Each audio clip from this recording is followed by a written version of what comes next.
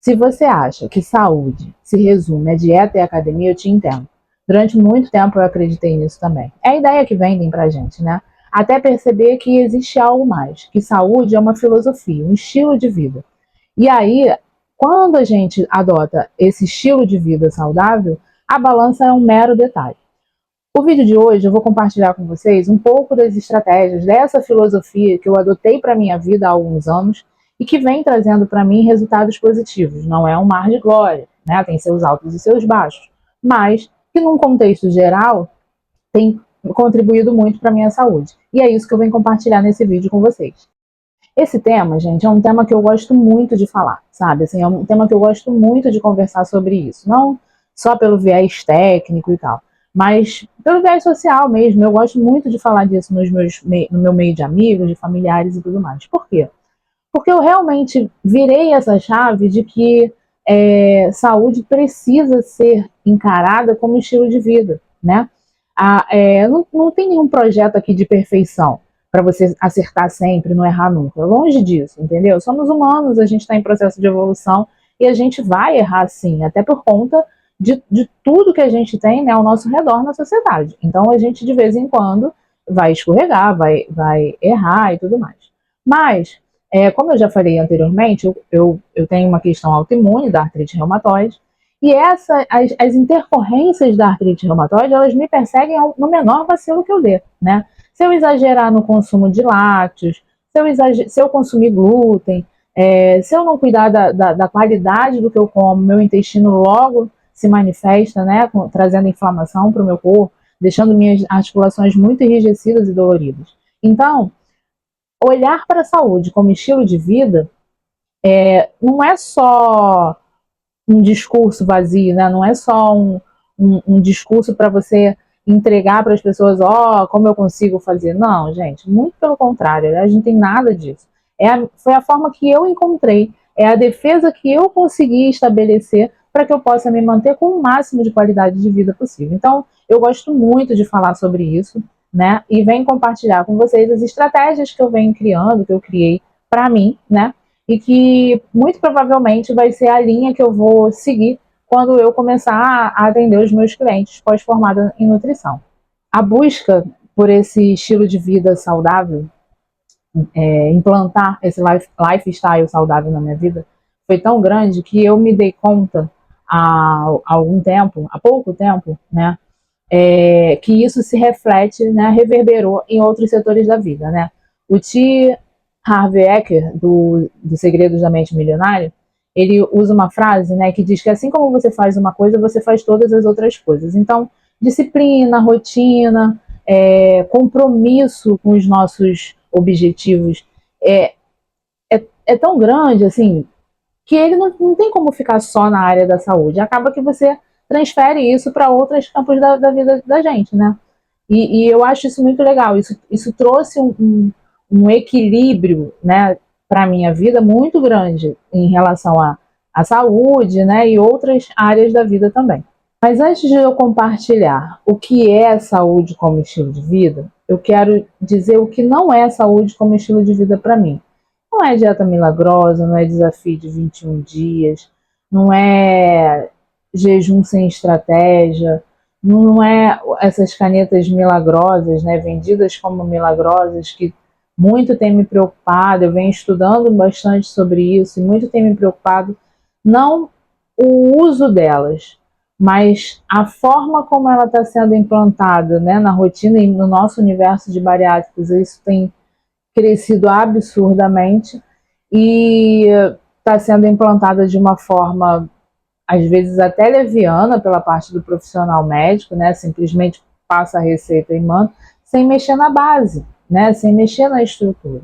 Então, saúde como estilo de vida não são esses fatores milagrosos que a gente busca incessantemente, né? Quando a gente quer, quando eu digo a gente, eu estou me colocando no lugar de que já busquei, né, em redes sociais ou antes mesmo das redes sociais, fórmulas, métodos revolucionários que pudessem me ajudar ali a questão do perder peso.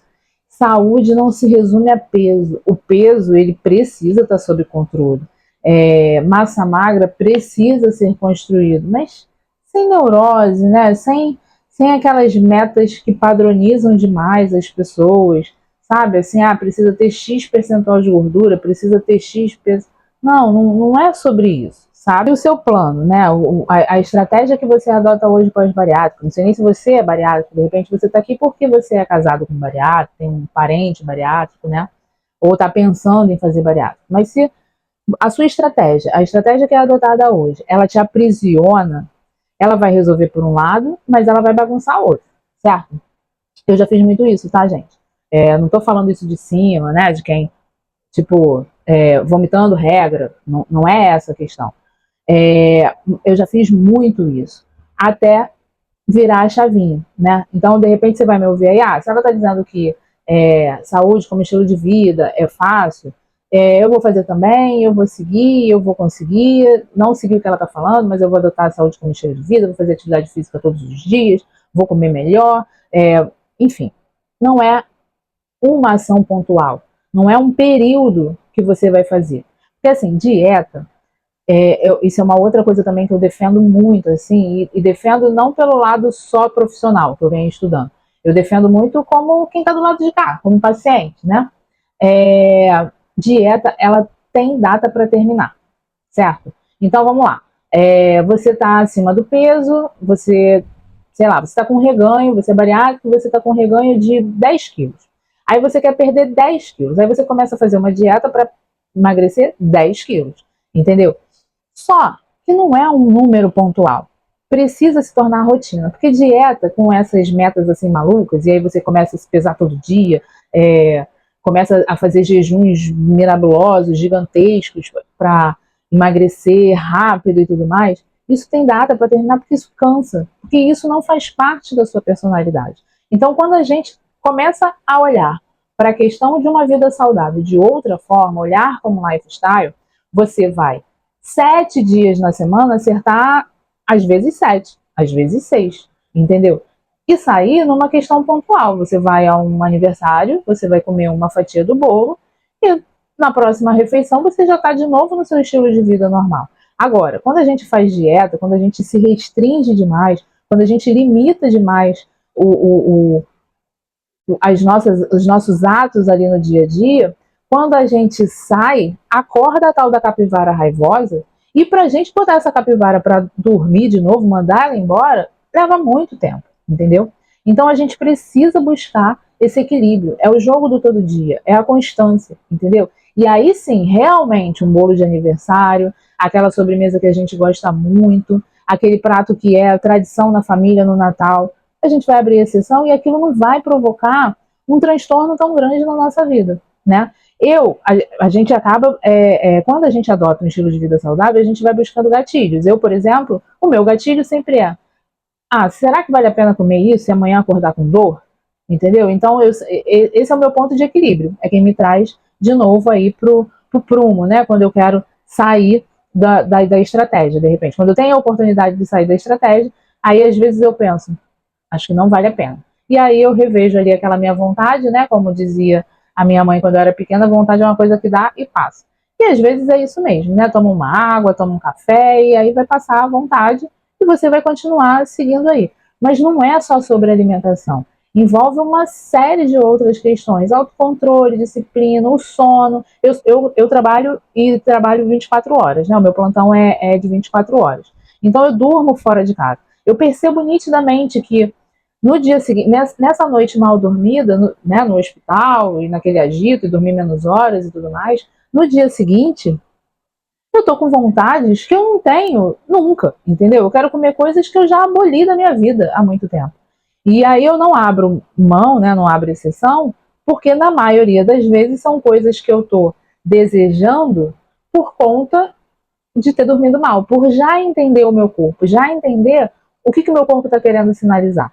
E aí eu vou criando, né, vou criando estratégias para errar o menos possível, né, que é redução de danos, né, como se diz por aí. Então, assim, saúde como estilo de vida é quando as suas escolhas viram rotina, viram estilo de vida, né? Eu, por exemplo, eu não penso, vou fazer exercício. ai, que obrigação fazer exercício. Não, vou lá me manter em movimento, né? E nesse ano de 2026 eu trouxe uma meta bastante ambiciosa de não negociar os 10 mil passos diários. Então, no dia que eu não treino cedo, né, que eu gosto de treinar logo que acordo, no dia que eu não corro ou não pedalo, eu tenho buscado sair, nem que eu desça para o estacionamento do meu condomínio e completar a meta de passos, né, dar uma volta andando no quarteirão e tal para completar minha meta de passos. Até agora, a gente, na data da gravação desse vídeo, a gente já entrou em fevereiro de 2026. Até agora, o mês de janeiro, saldo positivo todos os dias com mais de 10 mil passos realizados. Então, assim, isso é uma obrigação? Não é uma obrigação. Já virou rotina, já virou o meu lifestyle, já virou o meu estilo de vida, entendeu? Se esse vídeo estiver fazendo sentido para você, eu vou te pedir um grande favor. Curte o vídeo, se inscreve no canal. A confraria ela tem por finalidade passar essa ideia, né, de saúde como estilo de vida muito além da cirurgia. Então toda semana tem vídeo novo com reflexões práticas para o nosso dia a dia como bariátrico. Continuando o nosso vídeo, eu estruturei essa filosofia de saúde como estilo de vida em 5 pilares básicos, né? O primeiro deles, o primeiro pilar que eu quero compartilhar com vocês é que o ambiente vence a força de vontade, certo? Então, assim, se tem coisas que eu já tenho consciência de que me despertam gatilho, eu preciso tirar elas do meu contexto, de alguma forma. Por exemplo, eu hoje, né, sigo estratégias de baixo carboidrato, né? Na maioria do tempo, eu faço uma cetocarnívora. Eu faço uma carnívora e quando quero abrir a exceção, eu abro no contexto cetogênico. E isso eu faço pela minha autoimune, né, que tem essa questão inflamatória. Então, eu procuro me manter assim. E o queijo, ele é uma coisa que se encaixa dentro desse contexto cetocarnívoro, né?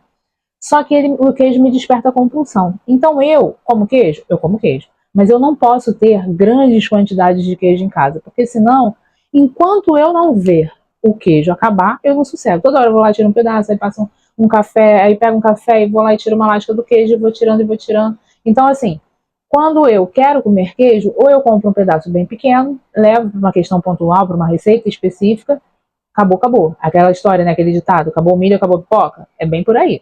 Então, o ambiente, ele vence a força de vontade. Aí, vamos supor, tem gente que, né, não faz estratégia de baixo carboidrato e ela tem compulsão por pão de queijo, por exemplo. Aí ela fala assim, não, mas eu não vou mais comer pão de queijo, mas eu tenho que comprar por conta do meu filho. Por que tem que comprar por conta do seu filho? Né, se é uma coisa que teoricamente não faz tão bem assim, apesar de não ter glúten, tem um índice glicêmico altíssimo. Então, se o contexto ali, né, não está propício para a família, não serve para você e não serve para o seu filho, não serve para o seu marido, não serve para sua mãe, não serve para o seu pai. Então, tem determinadas coisas que a gente precisa realmente cortar. No contexto de que o ambiente vence a força de vontade, tem mais uma coisa que eu quero falar. Para mim é fácil, para minha organização é fácil não ter determinadas coisas em casa, tá? Assim, pelo estilo de vida que eu adotei, eu já consigo fazer isso. Mas às vezes, num ambiente onde moram muitas pessoas numa mesma casa, se torna um pouco mais complicado. Mas o que eu queria ressaltar, né, na época que eu era coach de Herbalife, a gente tinha uns grupos de desafio. E aí, nesses grupos, às vezes o cliente dizia assim, eu preciso comprar o biscoito por conta do meu filho, eu preciso ter o pão de queijo em casa porque o meu marido não abre mão, eu preciso ter a batata congelada, a batata frita congelada, por conta de uma determinada pessoa da casa. Então, assim, eu não vou bater o martelo de que, não, gente, não é para pensar assim, mas eu vou botar na mesa aqui para que vocês reflitam. Se não faz bem para a sua saúde, se não faz bem para você, o que a casa vai comer? Sabe? Então, assim, por exemplo, vamos pegar o exemplo da batata frita congelada, né? Que é uma paixãozinha, mesmo que se faça na air fry. A galera tá viciada em não deixar de ter isso em casa. Se a gente for parar para pensar, muito calórica, né? Essas coisas todas. A família precisa deixar de comer batata frita? Não. Mas ela não precisa ter aquilo de segunda a segunda em casa. De repente, no almoço de domingo, o prato pede uma batata frita como acompanhamento. Aí vai e compra para aquele almoço de domingo. Entende, gente? Então, assim, o ambiente, ele vence a força de vontade. E esse é o nosso pilar número 1. O pilar que eu vou trazer aqui é a rotina, né? Uma rotina bem feita. e inegociável, sabe? Então, assim, às vezes, uma rotina mínima, ela vai trazer muito mais resultado do que uma rotina com muitas coisas feitas às vezes, sabe? Uma rotina mínima feita todos os dias, ela vai trazer muito mais resultado do que muitas coisas nessa rotina que você vai precisar negociar, porque a vida tá andando, né? E imprevistos acontecem. Então, o que é a rotina mínima? Ah, vou beber X litros de água no dia, vou caminhar 30 minutos no dia, não vou abrir mão dos meus eletrólitos, não vou abrir mão de determinada coisa, e esse é o meu mínimo. Quando você faz isso de 7 dias da semana, às vezes 7, isso vai, né, virar aquela chavinha da dopamina, e aí você vai falar, uau, eu consegui fazer isso pela minha saúde a semana inteira, sabe? Então essa rotina mínima bem feita é muito mais válido do que uma rotina perfeita que a gente planeja com muitas questões, e aí a gente acaba fazendo ela às vezes de uma semana de 7 dias a gente faz 3, faz 2, e aí também vai surtir efeito, mas um efeito muito menor, um impacto muito menor sobre o nosso contexto, tanto físico quanto mental, do que se a gente tivesse estabelecido um mínimo e de repente entregar mais e sair muito mais satisfeito disso tudo, né? O terceiro pilar, para mim, que é uma condição muito importante e negociável, é o movimento, é a atividade física, né? Eu hoje, os dois esportes que assim eu faço por prazer, que eu gosto de fazer, é a corrida e a bike.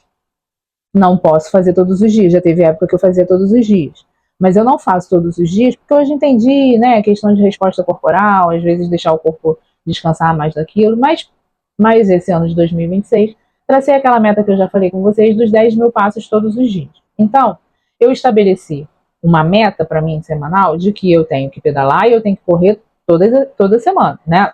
Toda semana. 4 vezes na semana. Mas eu preciso me manter em movimento todos os dias. Se eu não puder completar a meta dos passos, que eu pelo menos faça 10, 15 minutinhos de um HIIT bem feito dentro de casa mesmo. E por que eu botei essa meta? Porque ela me permite, por exemplo, no hospital que eu trabalho, eu consigo. Se é um dia que eu não consegui treinar antes de ir para o plantão, eu consigo dar voltas no pátio e completar minha meta de passos. Entendeu? Ou, se está muito movimentado e eu não vou conseguir entregar isso lá, que eu vá para a minha sala e eu faça 100 polichinelos, entendeu? 100 agachamentos, ou 100 subida, né, no banco, não sei como é que é o nome que dá para esse exercício, mas aquele que você apoia os braços e você, né, desce o corpo e sobe. Eu preciso fazer alguma movimentação. Eu tenho um elástico daquelas bands, da mini band, que mora no meu armário lá do hospital. Porque se eu não puder fazer nada no dia, pelo menos 100 movimentos com cada braço eu vou fazer, ou 100 agachamentos e tudo mais. Então, o movimento, ele é um dos pilares fundamentais. Ele é o meu terceiro pilar fundamental, certo? Então, a gente precisa ter esse compromisso com a gente. Eu sei que pode parecer que quando a gente coloca muito essas atividades assim, pode parecer que a gente está querendo implantar muita regra na vida e que a vida não pode ser muito assim, que não pode ser tão... Mas, gente, vai por mim. Quando a gente coloca esses valores, essas coisas inegociáveis para a gente, num determinado momento parece um fardo, mas com o tempo a gente vai vendo o quanto isso é benéfico. E como eu já tinha dito anteriormente, isso vai se refletindo em outros campos da nossa vida. E aí a gente passa a fazer, adotar ações, entendeu? Que fazem com que a gente acerte boa parte do tempo. Mas é como a gente sabe, como eu já disse, a gente não vai acertar o tempo todo, mas é aquela história da redução de danos, né? O quarto pilar, ele é polêmico, tá? Por que ele é polêmico? O quarto pilar é comida como decisão e não como recompensa, tá? E isso envolve um autoconhecimento muito grande e uma capacidade de dizer não muito grande. Por exemplo, eu não tomo refrigerante, eu tenho 18 de bariátrica, esse ano vai fazer 20 anos que eu não tomo refrigerante. Não tomo. E não é um ato punitivo, gente, assim. Minha história com refrigerante foi antes mesmo da cirurgia, eu estava no auge da obesidade, ia fazer um percurso de uns 2,5 km e pouco, né, vestida social, mas andando, né, um calor de Rio de Janeiro absurdo, e as bancas de jornais nessa época já tinham essas geladeiras que vendiam água, Coca-Cola, né, e tudo mais. E aí, ao longo desse percurso, eu ia encontrar minha cunhada no final desse percurso, E aí eu tomei 5 latas de Coca-Cola, mas sem perceber, tá? Parava na banca, comprava Coca-Cola e continuava andando um calor insuportável.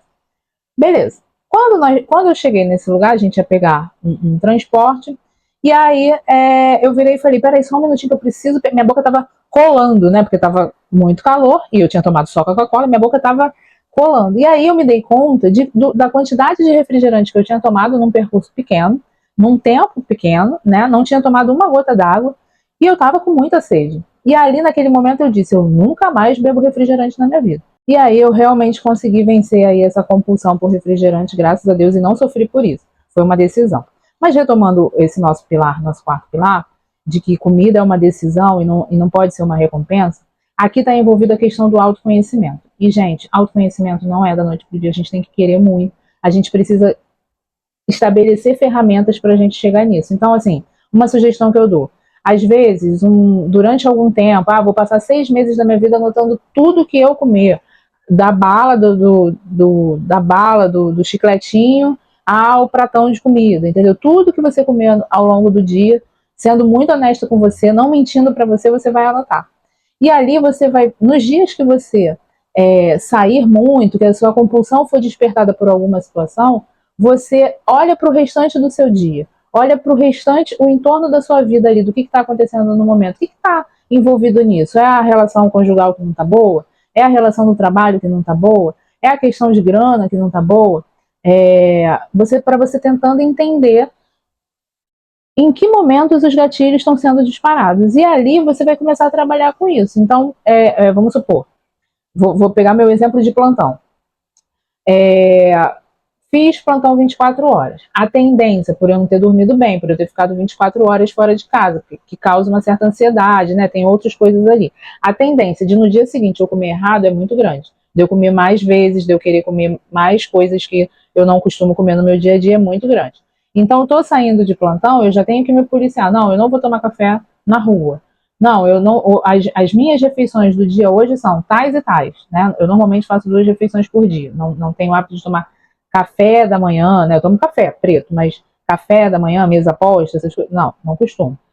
E normalmente eu faço 2 refeições no dia. Então, se no meu pós-plantão eu me policiar para manter essa rotina, as chances de eu errar é muito pouco, entendeu? Ou então, tive um dia muito desgastante. Isso eu faço muito, não todo dia, né? Assim, faço muito de umas 3, 4 vezes no mês. Aquele dia que foi muito estressante, que foi muito fora do normal, uma semana que está muito pesada, com muito trabalho, com muita prova, com muita atividade, com muitas questões a serem resolvidas. Eu vou e falo assim, hoje eu vou me permitir comer uma barra de chocolate, entendeu? E aí eu faço recompensa. E aí o que está envolvido nessa recompensa? Emoção, desgaste emocional, né? Tudo. Então a gente precisa ter esse autoconhecimento. Aí eu preciso entender que vamos pegar um outro. Uma garrafa de vinho. Gosto de tomar vinho e quando tomo vinho, tomo a garrafa. Aí não tem essa de uma tacinha, a garrafa. Eu posso ir para a segunda garrafa? Não, eu não posso ir para a segunda garrafa. Então, para eu abrir uma garrafa de vinho, eu já tenho que colocar na minha consciência, na minha prática, de que eu não posso ir para a segunda garrafa, entendeu? Eu não posso abrir a exceção para isso, porque senão vai desandar todo o planejamento ali da vida saudável que eu traço para mim, entendeu? Então, assim, a gente precisa entender quem somos nós, o que desperta o nosso gatilho, o que não pode de jeito nenhum, o que pode no contexto da exceção, entendeu? Isso a gente precisa entender. E, gente, eu vou bater nessa tecla sempre aqui no canal. Isso não é da noite para o dia, é uma construção, é o jogo do todo dia. Você entender essa sua relação com os seus processos de compulsão, para que você possa estabelecer uma rotina minimamente saudável, né? Minimamente saudável e tentando acertar muito mais do que errar, entendeu? Essa é a pegada, esse é o jogo que a gente precisa jogar aí no dia a dia. O quinto pilar, ele é um pilar ignorado por muitas pessoas como fundamental, sabe? E ele é muito importante, porque ele vai ajudar a manter os nossos hormônios ok, vai nos ajudar nas questões de ansiedade, de compulsão no dia a dia, que é o sono e a higiene mental. Né? A gente hoje vive a era da informática, muito estímulo audiovisual, então a nossa mente está o tempo todo acelerada, né? A gente está o tempo todo com muita informação, enfim, é uma infinidade de coisas que que fazem a nossa mente estar gatilhada o tempo todo, ali, acelerada, pilhada o tempo todo. Então a gente precisa priorizar isso. Eu, pelas minhas questões de plantão, eu não dava importância para isso, porque aquilo já estava na minha rotina e eu pensava, isso não tem como ser feito. E aí o que eu tenho tentado fazer, eu tenho buscado fazer em relação ao sono? Até nas noites que eu tô no plantão, eu tento, no momento que eu vou descansar, descansar. Não mexe no telefone, tomo um chá para que esse sono seja mais pesado, um chá de camomila, tento repousar. E nas outras noites em casa, eu busco manter o sono o mais maravilhoso possível, entendeu? Pensando na questão do ambiente do quarto, pensando em questão de horas. 8 horas para mim nunca foi importante, assim, eu fico ok com 6 horas, mas eu também entendo que tem dias que eu preciso tirar o despertador e deixar o corpo dormir o que ele quiser. Ontem foi um dia como esse, eu tirei plantão de 24 horas no domingo, hoje é terça-feira, né? Aí eu saí na segunda-feira, e aí eu emendei em outras atividades que tinha que fazer, e eu estava sentindo que o meu corpo estava cansado, a minha mente estava pesada. E aí eu fui deitar e tirei os despertadores para que eu deixasse o meu corpo dormir o que ele quisesse. Eu nem fui muito mais horas do que eu costumo ir, não. Mas consegui estabelecer uma noite de qualidade de sono. Então a gente precisa pensar nisso. Por quê? É no momento do sono que o nosso organismo regulariza a questão hormonal, é na noite de sono bem dormida que a gente constrói massa muscular. Então, assim, isso não pode ser negociado. E a questão da mente, a gente também precisa se preocupar com isso. Então, vamos lá, você é uma pessoa que vive um ambiente de trabalho muito desgastante, muito desestruturado. Aquilo está te consumindo emocionalmente. O que você pode colocar na sua rotina para amenizar os efeitos nocivos desse momento que você está vivendo? Pode ser coisas simples, do tipo ir ao banheiro e respirar profundamente 10 vezes seguidas. Você e você. Entendeu? É na hora do cafezinho, em vez de você ficar ali no grupinho que está fazendo fofoca, você pegar o seu cafezinho, ir para o cantinho e ali você fazer uma oração, entendeu? Entrar em conexão com Deus, pedindo para que te acalme, para que te mantenha calmo, e essas coisas todas. Então, existe uma série de pequenas microações que você pode fazer nesse dia a dia para manter a sua mente mais calma possível. Na sua casa está um ambiente estressante, no seu momento de dormir, você tenta se desligar desses problemas, seja com uma música, enfim, existe uma infinidade de coisas. Então, o sono e a mente são pilares que são menosprezados pela maioria das pessoas, ainda mais nessa sociedade maluca que a gente está vivendo hoje, mas que precisa voltar para a pauta e precisa ser pensado nisso. Eu sei que nem todo mundo vai conseguir, eu sou uma pessoa que, por conta de trabalho, às vezes não consigo isso, mas a gente precisa buscar a maior parte do tempo uma qualidade nesses dois aspectos aí desse pilar, tá? E aí, para finalizar esse vídeo, ele não ficar muito extenso, saúde como estilo de vida são esses pilares, né? Controle do ambiente, movimento, rotina, sono, mente, escolhas de alimentação bem feitas, né? Porque se a gente adota uma rotina, não é que a gente vai acertar o tempo todo, gente. E outra coisa também, estabeleceu uma rotina, né? Estabeleceu ali o que você vai seguir uma vida, vai adotar um estilo de vida saudável. Errou, o jogo não está perdido, acerta na próxima, entendeu? Acerta na próxima refeição. Às vezes, por exemplo, a gente acabou de passar pelo período de festas de final de ano, Natal, Ano Novo, e aí sempre é muita comida, né? Na maioria das casas sempre é muita comida e tudo mais. E aquilo ali desperta compulsão em muitas pessoas, e as pessoas erram no Natal, elas ficam errando a semana inteira, né? Aí no Ano Novo erra de novo e aí diz que só vai voltar para a dieta depois do Carnaval. Gente, isso é uma loucura, entendeu? Isso é loucura. Então, teve um evento social, uma festa, um aniversário, você comeu fora da sua estratégia alimentar, tudo bem, entendeu? Tudo bem, sua escolha. Mas na próxima refeição, no próximo dia, já volta para sua rotina. Então, quando você consegue estabelecer essa relação com essa vida saudável, fica tudo muito mais fácil, né? Eu vou trazer em diversos outros momentos as coisas que eu faço mesmo, ou até mesmo quando eu erro, porque a gente não essa história de vida perfeita que a rede social trouxe para o nosso contexto, ela não existe, né, gente? Ela é utopia, ela é ilusão. Então a gente de vez em quando erra, né? Então eu vou trazer, vai ter momentos que eu vou compartilhar isso com vocês também. Gente, essa semana tá difícil, abri uma exceção tal dia, e aí por conta disso não estou conseguindo fazer e tudo mais, né? Seguir ali o meu planejamento, ou então estou numa semana muito desgastante. e por conta disso não tem dormido direito, eu tenho percebido que isso tem afetado nos meus quereres alimentares, sabe? Então, é sobre isso. Então, saúde como estilo de vida vai muito além de alimentação e treino. Mas como vai além, gente? Tem tantos pequenos fatores envolvidos nisso, né? Então, eu espero que você encontre aí o seu caminho, que você busque se manter o mais saudável possível, porque para que a gente possa envelhecer com qualidade, para que a gente possa ter uma vida mais tranquila. Assim, eu percebo nos grupos de bariátricos, em especial do Facebook, muita gente perdida, sabe? Muita gente que teve reganho de peso e não está conseguindo voltar, pensando em segunda cirurgia, adotando o uso dessas canetas, que eu acho tão perigoso usar essas canetas quando você não muda o contexto, né? Quando você não muda as práticas, porque o efeito rebote ele pode ser muito grande, e quem dera que o efeito rebote fosse só em questão de peso, né? Elas são relativamente novas para a gente dimensionar os estragos que elas podem trazer no futuro, assim como a gente, né? A gente não conhece um bariátrico que tem 50 anos de operado, né? Pelo tempo que a bariátrica chegou no nosso país, a gente ainda não conhece isso, então a gente não sabe o que ela pode trazer para a gente a longo prazo. Então, se a gente conseguir manter a nossa vida o mais saudável possível, né, o mais controlada possível dos fatores externos, né, que causam questões da nossa saúde, vai ser bom, né? A gente vai prosperar. Então, que o que eu estou compartilhando aqui faça sentido para você, e que se você ainda não tem uma rotina ali 80-20, né, saudável, que você comece a buscar isso. Mas antes de qualquer coisa, que você procure se entender. Procure entender o que desperta os comportamentos não muito bons assim em você. Não vou dizer errados, porque não é um jogo de certo ou errado. É um jogo de minimamente, né, o mais legal possível ali para o nosso desenvolvimento. Tá certo?